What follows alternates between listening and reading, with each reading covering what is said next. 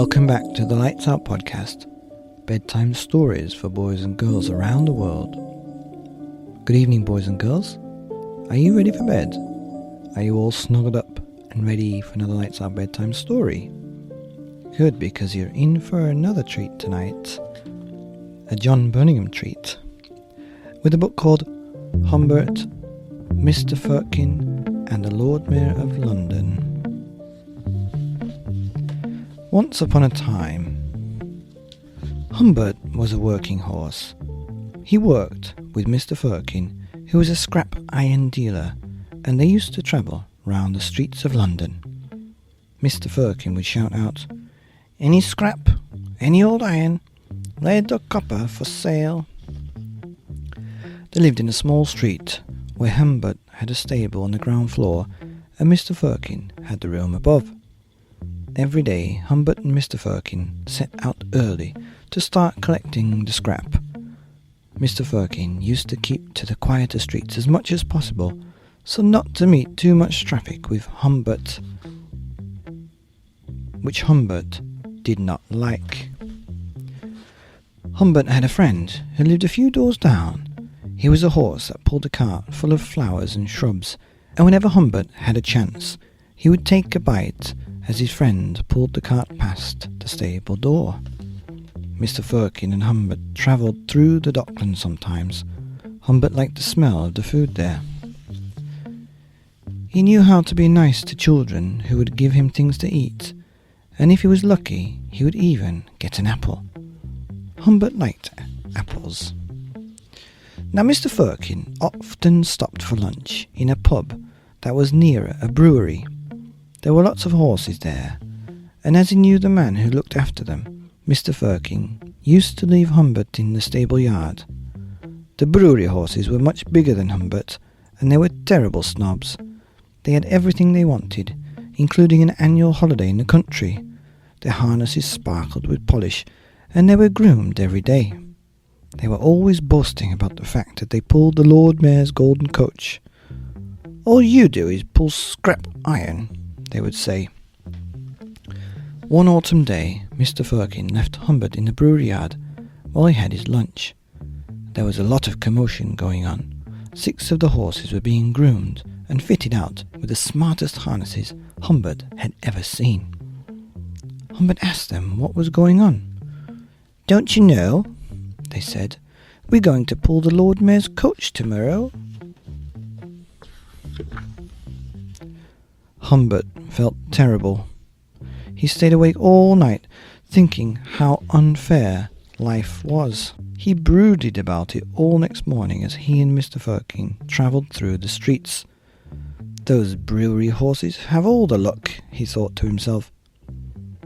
He thought about his own shabby harness and the old cart.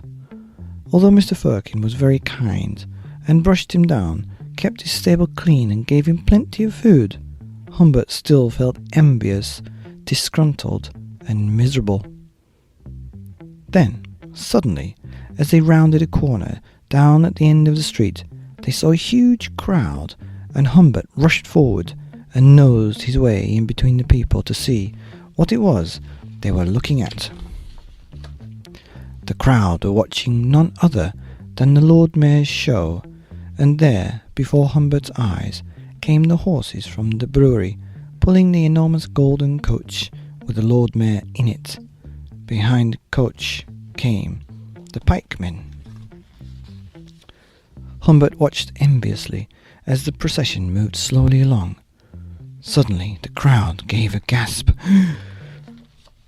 One of the rear wheels of the coach had broken.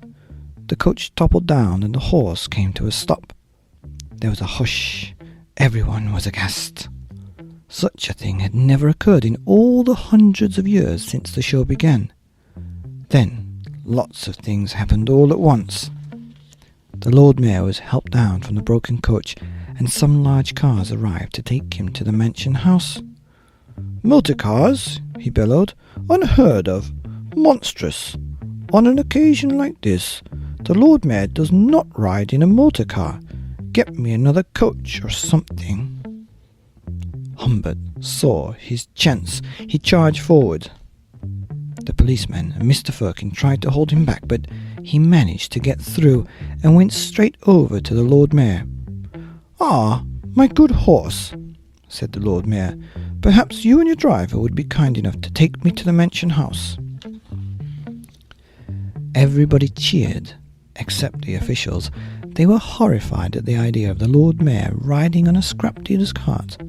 But if he wanted to do so, who could prevent him? And so the Lord Mayor climbed up onto the cart and sat down on an old gas cooker. The crowd cheered again.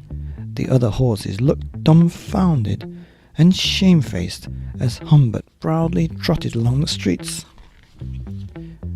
When they arrived at Mansion House, they lined up for the photographers and the reporters. Then the Lord Mayor said goodbye to Mr. Firkin and Humbert, but asked them to wait for a few minutes more, as he would be sending someone out with an envelope. The envelope was brought by a footman. It contained an invitation for both Humbert and Mr. Firkin to attend the Lord Mayor's banquet, to be held the following week.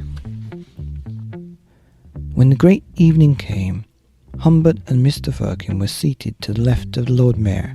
The Prime Minister was present, and all kinds of famous people. Mr. Firkin felt rather embarrassed by the whole thing. When it was over, the Lord Mayor thanked Mr. Firkin and Humbert, and he gave Humbert a special cup in memory of the occasion. He made arrangements for him to have an annual holiday like the brewery horses, and he also arranged that when Humbert gets too old to work, he'll be able to spend the rest of his life peacefully in the country, as all working horses should be able to do. Humbert has never forgotten the day of the show or the banquet, nor has Mr. Firkin. The Lord Mayor's cup stands in Humbert's stable, and Mr. Firkin keeps it polished. Often when they're out collecting scrap, people still point and say to one another, "There they go, you know, the ones that took the Lord Mayor to the mansion house. Remember?" That's the end of a great book and a great story called Humbert by John Burningham.